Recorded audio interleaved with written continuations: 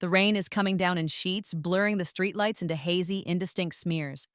Just like my vision, just like my life since Milo disappeared. I shouldn't be driving, not like this. Not with tears making the downpour inside my car as bad as it is outside, but I can't stay in that apartment. Not anymore. It's been 3 days. 3 days since Derek left the door ajar, again. Just an accident, babe, he'd said, his voice smooth, a placating hand on my arm that I'd wanted to shrug off. He probably just slipped out for a bit of an adventure. He'll be back. But Milo wasn't like that. He was a homebody, my sweet, timid boy. His adventures consisted of batting at dust motes and sunbeams and chasing the crinkle ball I'd bought him last Christmas. I see it then, a flash of something familiar by the side of the road, caught in the sweep of my headlights. I slam on the brakes, the car hydroplaning for a terrifying second before lurching to a stop. My heart hammers against my ribs, a frantic bird trapped in a cage. Don't let it be, please don't let it be. But the universe isn't listening. It never does, not when it really matters. I'm out of the car, the rain instantly soaking me, plastering my hair to my face. And there it is, Milo's little blue collar, the one with the silver bell that used to tinkle softly as he moved. It's lying in the mud, not far from a dark, ominous stain on the asphalt. The bell is silent, crushed. A sound escapes me, a raw, wounded animal cry. The world tilts. He didn't just slip out. Derek knew. He must have known Milo would bolt if the door was open, especially during that thunderstorm. He'd never liked Milo, not really. Tolerated him at best.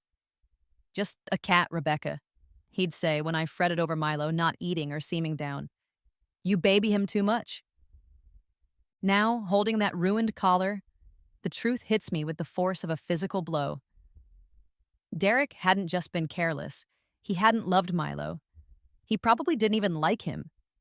And if he didn't like Milo, my gentle, loving companion who asked for so little, the thought is a cold shard of ice in my chest. The makeshift funeral is a small, pathetic affair in my tiny backyard. Just me, a shoebox containing the collar, all I have left of him, and a weeping willow that seems to mourn with me. Derek stands a little off to the side, hands in his pockets, his expression carefully arranged into one of solemnity, but his eyes keep darting to his phone. I'm so sorry, Becca, he says, his voice the perfect blend of concern and sympathy. It's a performance. I see that now. He was a good cat. Was he? Did you even know him? I want to scream, but the words catch in my throat, choked by a grief so profound it feels like I'm drowning. Later, back inside, the silence of the apartment is deafening. No soft paws padding across the floor, no gentle purr vibrating against my leg. Derek is on the sofa, phone in hand again. Just work stuff, babe, he murmurs when he sees me looking. This big project, it's relentless. But as I walk past, I glimpse the screen. Messages from Amber, with little heart emojis. The pain is a fresh wave, so intense it steals my breath. Milo, now this. It's too much. I'm going for a drive, I manage to say, my voice hollow even to my own ears. In this rain? Are you sure that's a good idea? He barely looks up. I need some air. The rain is a torrential downpour now, matching the storm inside me. The road is slick, visibility near zero. I'm crying so hard I can barely see. The headlights of an oncoming truck flare too bright, too close. A blaring horn, a sickening crunch of metal. Then darkness. A strange, disorienting lightness. A feeling of being pulled, stretched. And then, a gasp. My own. I'm sitting bolt upright, heart pounding in a room I don't recognize. Sunlight streams through a window. My hands are smaller. I look around, confused. This isn't my apartment. It looks like my old college dorm room? No, not possible. Then I see the calendar on the wall, the date. 5 years earlier, 5 years. A dream? A hallucination? But it feels so real. The rough texture of the blanket under my fingers, the scent of stale coffee and old books. It is real. I don't know how. I don't know why. But I'm back. A week later, my head still spinning with the impossibility of it all, I walk into the local animal shelter. Just to see. Just to feel something other than this bewildering sense of displacement. And then I see him, a tiny ball of orange fur, huddled in the corner of a cage, his eyes wide and scared. The sign on the cage reads, Milo, approx 8 weeks. My breath catches. It's him, my Milo. Younger, smaller, but unmistakably him. I kneel down, my hand trembling as I reach for the latch. Hey there, little guy, I whisper, my voice thick with emotion. He looks up at me, a tiny, hesitant meow escaping him. As I gently lift him out, he nuzzles into my neck, and a faint, almost imperceptible tingle passes between us. A spark of recognition? Or just the desperate hope of a grieving heart? I don't care. He's here. He's safe. I've got you, I murmur, burying my face in his soft fur, inhaling his kitten scent. And this time, I'm never letting you go. And no one is going to hurt you. I swear it. A vow, a promise, and a burgeoning seed of something else, revenge. Derek will pay for what he did, for what he was going to do. This time, I'm ready for him. The coffee shop is exactly as I remember it. The worn velvet chairs, the smell of roasted beans and cinnamon, the low hum of conversation. It's where I first met Derek in my other life. Or, well, this life the first time around. It's a strange feeling, like watching a rerun of a show where you already know all the twists, but you're powerless to change the channel. Only this time, I'm not powerless. I'm here early, settled into a corner booth with a book I'm not actually reading. My focus is on the entrance. And right on cue, he walks in. Derek! Looking exactly as he did 5 years ago. Charming, confident, with that easy smile that used to make my stomach flip. Now it just makes my skin crawl. He's with 2 of his friends, Mark and Liam. I remember them, sycophants mostly. They laugh too loudly at Derek's jokes, their eyes constantly seeking his approval. I discreetly activate the voice recorder app on my phone, placing it screen down on the table as if I've just set it aside. Dude, you should have seen her, Derek is saying, loud enough for me to overhear as they pass my table. He's talking about a date, clearly. Totally into me. I could have had her back at my place in an hour, but I'm playing the long game with this one. Keep 'em guessing, you know? Mark snorts. And which one is this? Tiffany? Or the redhead from the gym? Nah, this is new. Met her at that gallery opening. Rich parents, I think. Gotta play this one smart. He winks. But yeah, still juggling Tiffany. And that blonde, what's her name? Sarah? She's been blowing up my phone. He chuckles, a self-satisfied sound that grates on my nerves. My blood runs cold, but I keep my expression neutral, pretending to be engrossed in my book. This is even worse than I remembered. In my previous life, I'd been so blinded by his charm, so eager for the attention he showered on me, that I'd missed all the red flags. Or maybe I'd just chosen to ignore them. Not this time. This time, my eyes are wide open. He spots me a few minutes later as he's waiting for their coffees. That familiar spark of interest in his eyes. He walks over, all smooth lines and practiced charisma. Excuse me, he says, his voice like warm honey. I don't mean to bother you, but I couldn't help but notice you from across the room. I'm Derek. I look up, feigning mild surprise. Oh, hi, Rebecca. Rebecca, he repeats, testing the name on his tongue. Beautiful name.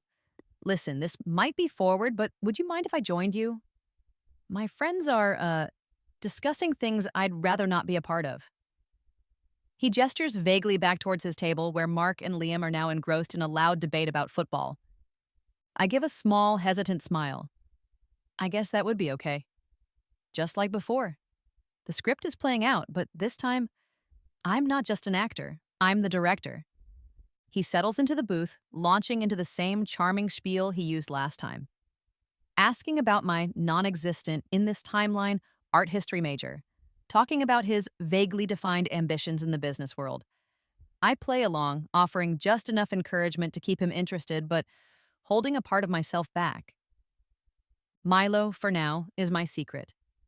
I'd found a small, pet-friendly apartment on the other side of town, far from where Derek and I eventually lived together.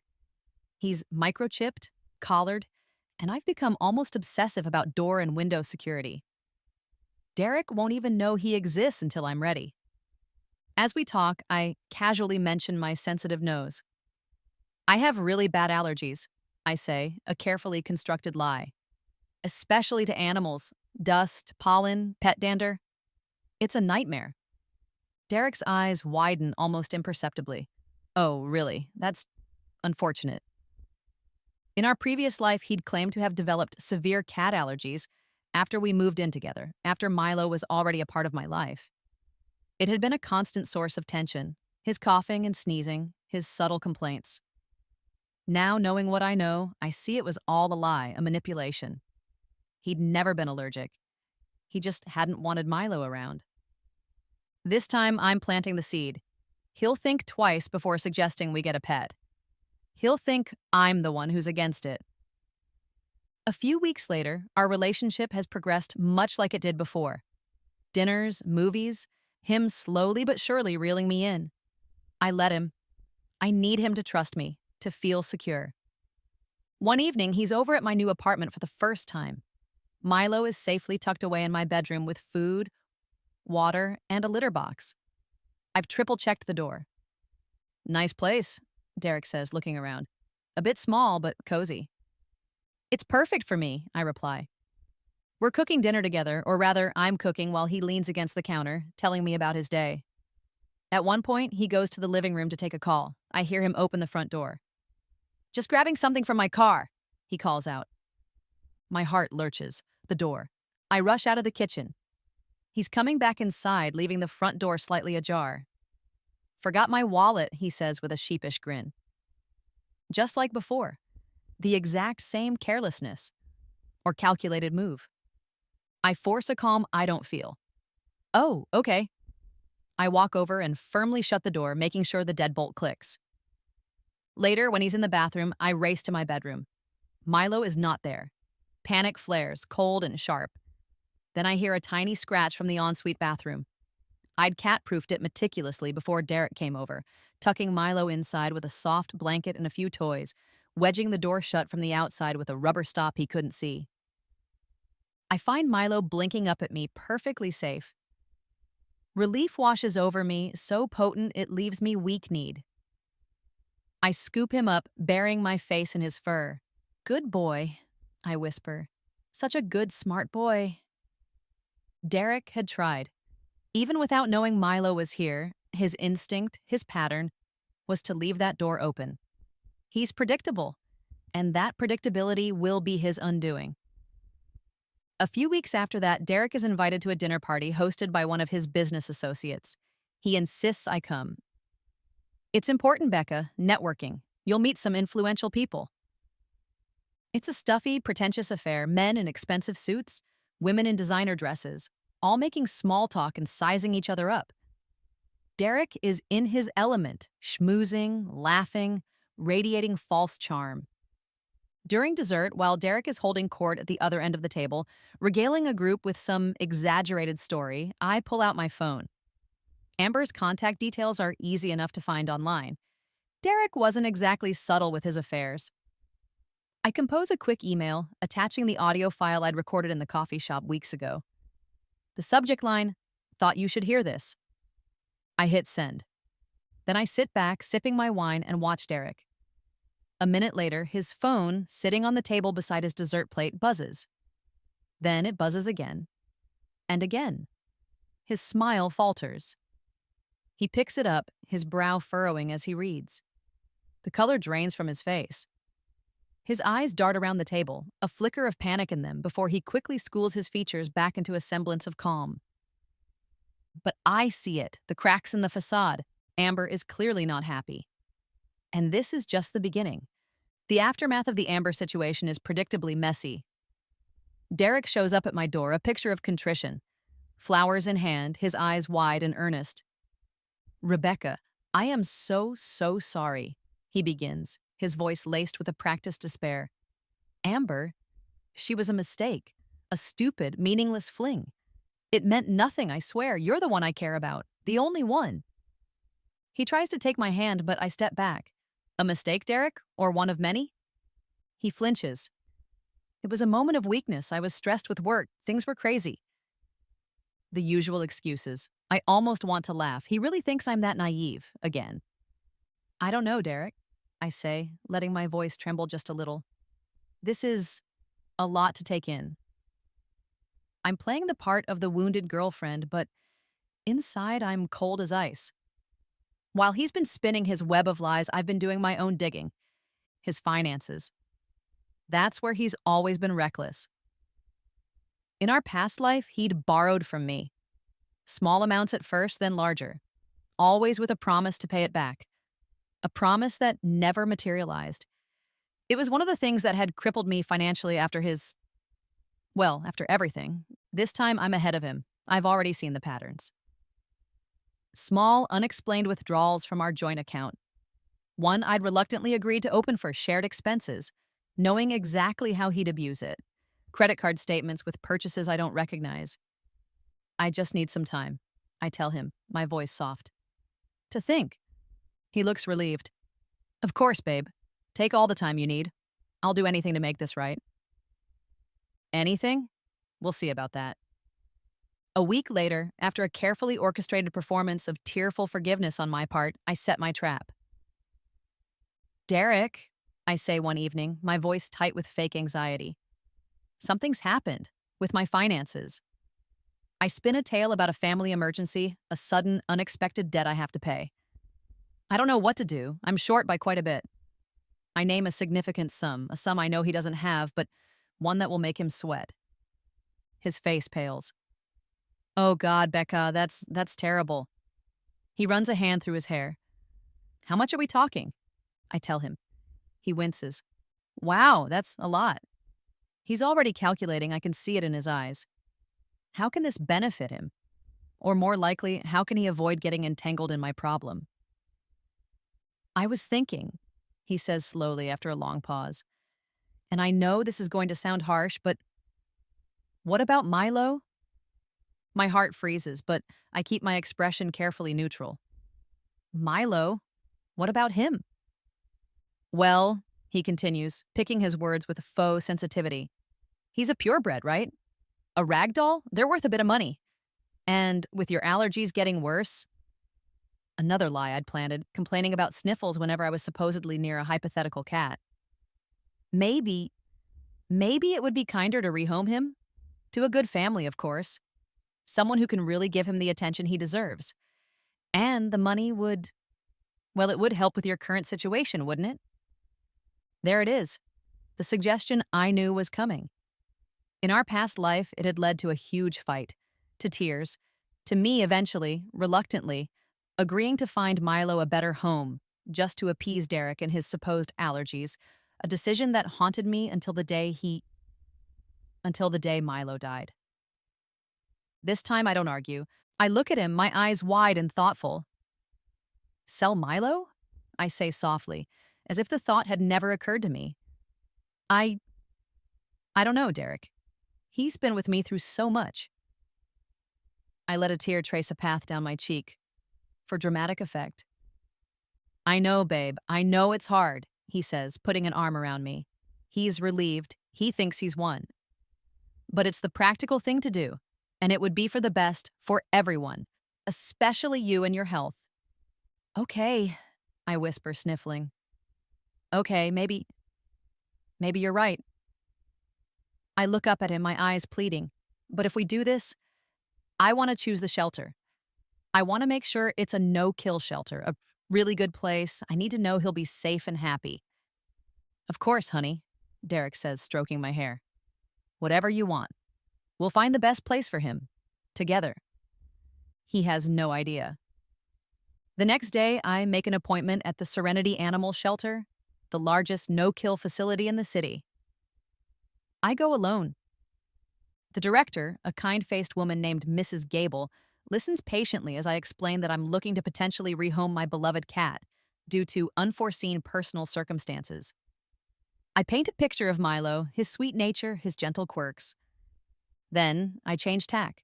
Mrs. Gable, I say, my voice dropping to a more serious tone. This is somewhat unrelated, but I'm also in a position where I'm looking to make a significant philanthropic donation. I've recently come into some resources, and animal welfare is a cause very close to my heart. Her eyebrows raise. Oh, I'm interested in your expansion plans, I continue. I read online that you're hoping to build a new wing, specifically for cats. To increase your capacity and provide more specialized care? Yes, that's right, she says, a hopeful gleam in her eye. It's a dream of ours. We have the plans, the land, but funding is always the challenge. What if funding wasn't a challenge? I asked quietly. What if a donor came forward, an anonymous donor, willing to fund the entire new cat adoption center? Mrs. Gable stares at me, speechless for a moment.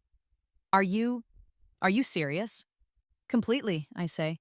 There would be one condition, however, regarding the naming rights. Of course, she says quickly. The donor would have full naming rights for the new wing. We'd be honored. Good, I smile, because I have the perfect name in mind. Derek thinks he's getting rid of Milo. He thinks he's solving my financial problems. He has no idea that he's about to help me build a haven, a legacy in Milo's name. And he certainly has no idea about the real source of my resources. The game is escalating, and he's playing right into my hands. The source of my newfound resources, as I delicately put it to Mrs. Gable, was something Derek couldn't possibly have factored into his selfish calculations. In my previous life, my grandmother, a wonderful, sharp-witted woman I adored, had passed away while I was on a disastrous anniversary trip with Derek. A trip he'd insisted on, despite Grandma being unwell. I'd missed her last days, a regret that had gnawed at me. This time things were different. There was no anniversary trip with Derek weighing me down. When Grandma's health took a turn, I was there. I moved in with her, cared for her, held her hand through those final weeks. We talked for hours, reminisced. She told me stories about her youth I'd never heard. It was a precious, painful time, but I wouldn't have traded it for anything. And because I was there, because I hadn't been distracted by Derek's drama, Grandma had changed her will. She'd left the bulk of her considerable estate to me. Not to my spendthrift uncle, not divided among distant cousins, but to me. I was, to put it mildly, wealthy. Wealthy enough to fund a dozen animal shelter wings if I wanted. Derek, of course, knew nothing of this, not yet. He found out, as I knew he would, through sheer opportunistic snooping. I'd accidentally left some preliminary paperwork from my lawyer regarding the inheritance on my desk. Nothing too detailed, just enough to pique his interest. I came home one afternoon to find him in my small apartment, looking unusually pensive. "Hey," I said, feigning surprise. "What are you doing here?" "Just wanted to surprise you," he said, his eyes a little too bright. "Becca, I was looking for a pen, and I saw some papers on your desk. About your grandmother?" I affected a sad sigh. "Oh, yes. It's all still a bit overwhelming. It looked like she left you quite a lot?" He probed, trying to sound casual. "She was very generous," I said quietly. "I miss her terribly." Suddenly, Derek was a new man, attentive, affectionate, over-the-top solicitous. "Babe, you should have told me you were going through this. I'm here for you. Whatever you need." The next evening, he proposed. It was almost comical. A candlelit dinner he'd spontaneously prepared in my tiny kitchen. Cheesy music playing on his phone. Then, down on one knee, a ring produced from his pocket. A gaudy thing. Probably cubic zirconia that he must have rushed out to buy that afternoon. "Rebecca," he said, his voice thick with emotion I knew was entirely fabricated. "These past few months, they've been the happiest of my life. I know we've had our ups and downs, but you are the woman I want to spend forever with. Will you marry me?" I feigned shock, tears welling in my eyes. Surprisingly easy to summon, remembering his past betrayals. "Oh, Derek, yes, of course I'll marry you." The ring was too big. It felt cheap on my finger. But I smiled, a radiant, joyful smile that was pure acting. The wedding planning began at lightning speed, entirely at Derek's insistence. "Why wait, babe?" he'd say. "When you know, you know. Let's just do it. Small, intimate, quick." I knew why he was rushing. He wanted access. He wanted security. He wanted my money. I started noticing things. Him helping me with paperwork, subtly trying to get his name added to accounts, discussing our future investments, looking at property listings for sprawling mansions we could buy after the wedding. I took photos of every document he tried to alter, every email, where he discussed my finances as if they were his. Evidence. Meanwhile, I had another meeting with Mrs. Gable at the shelter. The funds have been transferred to an escrow account, I told her, handing over the relevant documents. Completely anonymous as requested. Construction can begin whenever you're ready. Her eyes filled with tears. Miss, whoever you are, she said, her voice trembling, you are an angel. This will save so many lives. So many Milos will have a second chance because of you. Just promise me one thing, I said. The dedication plaque. It needs to be perfect. Absolutely, she assured me. We've already commissioned a wonderful local artist. We finalized the details for the grand unveiling of the new wing. It would coincide, I suggested, with a little pre-wedding charity fundraiser that Derek and I could host. A way to give back to the community before our big day. Mrs. Gable thought it was a wonderful idea. Mr. Derek must be a very kind man, too, she said. I just smiled. Oh, he's one of a kind. Derek, when I broached the idea of the shelter fundraiser, was ecstatic. Babe, that's brilliant. It'll look great. Us giving back. Very philanthropic. We should invite some of my business contacts and the local press, definitely. His mind was already racing, imagining the good PR, the connections he could make. He had no idea what kind of show he was about to star in. He thought he was on the fast track to my fortune. He didn't realize he was hurtling towards his own public demolition, and I was the one driving the train. The engagement party was at a chic downtown lounge, all low lighting and expensive cocktails. Derek was in his element, gliding through the crowd, my hand possessively in his, introducing me as my beautiful fiancée, Rebecca. He was practically glowing with self-satisfaction. He thought he had it all, the wealthy wife-to-be, the imminent access to her fortune, the admiring glances of his associates. During a lull in the conversations, I tapped my champagne glass lightly with a spoon. Excuse me, everyone, I said, my voice clear and carrying through the room. Derek and I have a little announcement to make. A hush fell, all eyes turned to us. Derek beamed, squeezing my hand. He probably thought I was going to gush about our whirlwind romance. As you know, I continued, smiling sweetly up at him before addressing the guests, Derek and I are so excited to be starting our lives together, and we wanted to begin our marriage by giving back to a cause that's become very dear to my heart. I paused for effect. So, next Saturday, we'll be hosting a special charity event at the Serenity Animal Shelter. It's to celebrate the opening of their brand new cat adoption wing, a project we've been quietly supporting. A smattering of polite applause. Derek puffed out his chest. That's right, he chimed in. Rebecca has such a generous heart. We believe in supporting our community. We'll be making a joint donation at the event, I added. And we'd be so honored if all of you could join us. It's for such a wonderful cause. I gave Derek a loving look.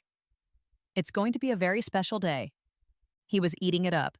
Absolutely. Spread the word. The more the merrier.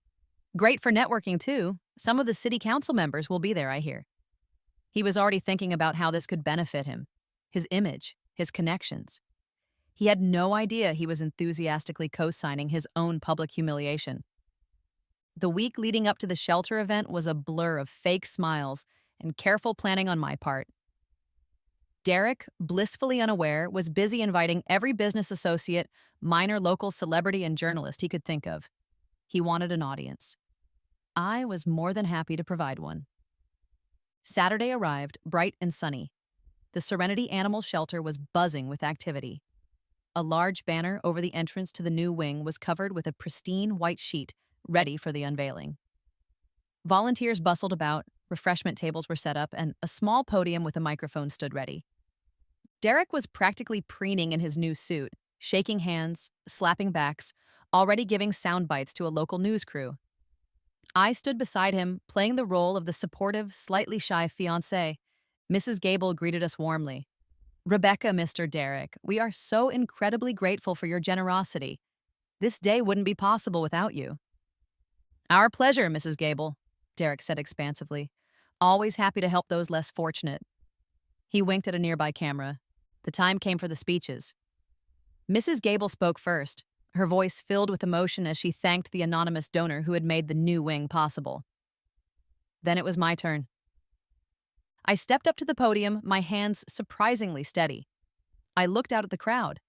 Derek's smirking business partners, the curious journalists, the hopeful faces of the shelter volunteers. Thank you all for being here, I began, my voice soft but clear. Animals have always held a special place in my heart. They offer unconditional love, companionship, and a unique kind of joy. They ask for so little and give so much. This new wing, this sanctuary, is for them. It's a place of hope, a place for second chances. I glanced at Derek, who was shifting uncomfortably. My talk of animals, of cats specifically, was perhaps not the generic community support speech he'd been expecting. There was one cat in particular, I continued, my voice catching slightly. This part wasn't acting. Who taught me the true meaning of resilience and love? His name was Milo. Out of the corner of my eye, I saw Derek stiffen. His smile became fixed. He was taken from me far too soon, I said, in a way that was senseless and cruel. And for a long time, I carried that pain, that injustice. But then I realized that the best way to honor his memory wasn't with sadness, but with action. With creating something positive in his name. I turned towards the covered banner. And so it is with immense pride and a heart full of love that I dedicate this new cat adoption center. I reached for the cord, my eyes locking with Derek's for a fleeting second. His face was a mask of dawning confusion and apprehension. I pulled the cord. The white sheet fell away. There, in beautifully crafted lettering, was the name Milo's Haven. A gasp went through the crowd, then a wave of applause. Derek looked like he'd been struck by lightning. His mouth opened and closed, but no sound came out. But I wasn't finished. And now, I said, turning back to the podium, my voice suddenly stronger, sharper. I'd like to share a little something that truly illustrates why havens like this are so desperately needed. It's about understanding what some people are capable of and why these animals need our protection. On a large screen set up beside the podium, a video began to play. My phone screen, crystal clear. The audio, sharp and undeniable. Derek's voice recorded in that coffee shop months ago. How about we sell personalized surfboards? Dog food, baseball bats? Mark had endless ideas. Wait, wrong recording. My heart leaped into my throat. That was a business story I'd been listening to. My finger must have slipped when selecting the file. Panic, cold and sharp, shot through me. No, not now. Derek, who had been looking like a cornered animal, suddenly looked confused. The crowd murmured. My face burned. This was a disaster. All my careful planning about to be undone by a simple technical error. Then, as I fumbled with my phone, trying to find the correct file, a commotion started near the refreshment table. Derek was sneezing. Violently. Once, twice, then a whole cascade of explosive sneezes. His face was turning red, his eyes watering. A woman near him, one of the shelter volunteers who had been cooing over a basket of kittens, looked concerned. Oh my goodness, are you all right, Mr. Derek? Are you allergic to cats?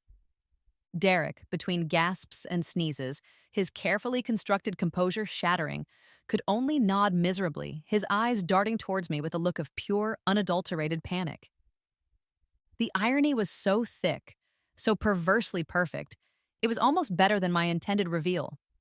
The universe, it seemed, had its own way of delivering punchlines. My video evidence might have failed, but Derek's own body had betrayed him, exposing his lies in the most public and sneezy way possible. Milo's Haven was launched, and Derek's carefully crafted image was, quite literally, blowing up. The fallout from the shelter event was immediate and spectacular. Derek's phone started blowing up with calls and texts, but this time they weren't from adoring women. They were from confused business associates, irate journalists who felt they'd been misled, and probably Amber, wondering what on earth was going on. I didn't wait around for the encore. As Derek was having his very public, very real allergy attack amidst a sea of cats and concerned onlookers, I made a quiet exit.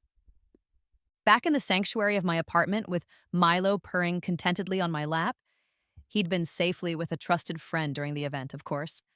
I watched my own phone. Derek's name flashed across the screen, call after call, text after text, a barrage of desperate, pleading messages. Rebecca, pick up. We need to talk. That was a misunderstanding I can explain. Babe, please don't do this to us. I love you. I took a calm sip of tea.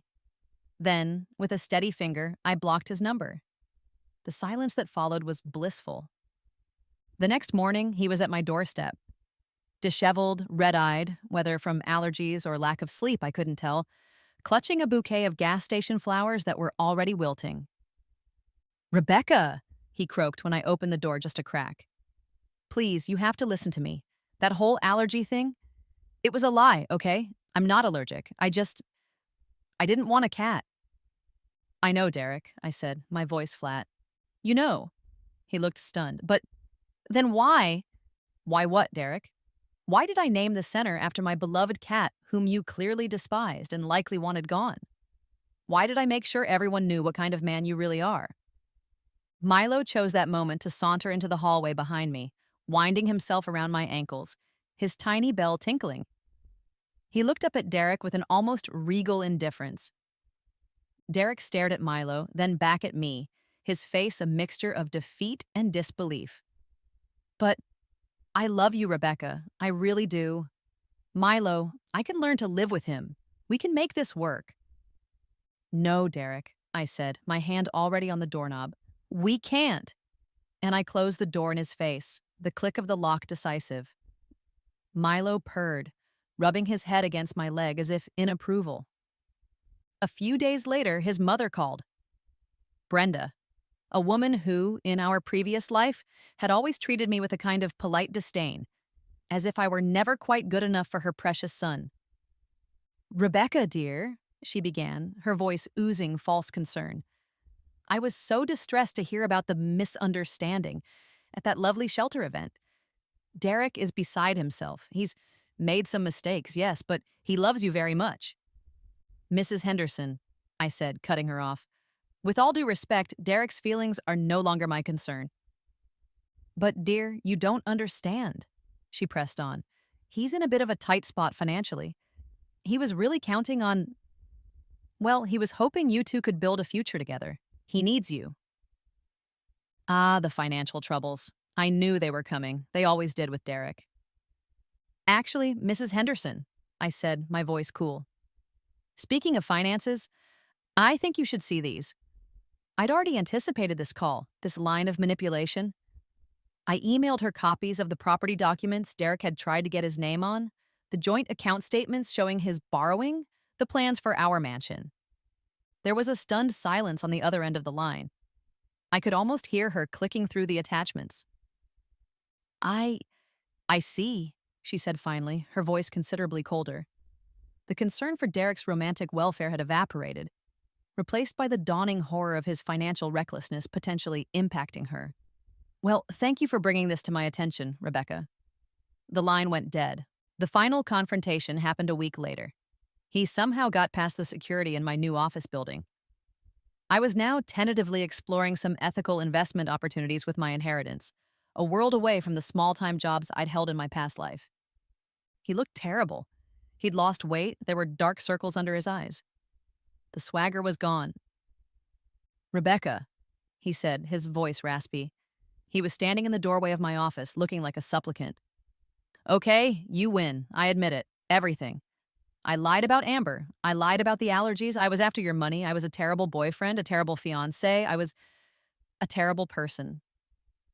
I just looked at him, waiting. Milo, whom I'd started bringing to my quiet office in a carrier, peeked his head out, gave Derek a disdainful sniff, and promptly went back to sleep. But I can change, Derek pleaded, taking a step into the room. Knowing you, being with you, it made me want to be a better man. I know I messed it up royally, but if you just give me one more chance, I'll prove it to you. I'll go to therapy. I'll get a real job. I'll even volunteer at that cat shelter if you want. He tried a weak smile. I stood up, walking around my desk to face him. I felt nothing. No anger, no pity, just a profound sense of finality. Derek, I said, my voice calm, devoid of a underscore and underscore Y lingering emotion. It's too late.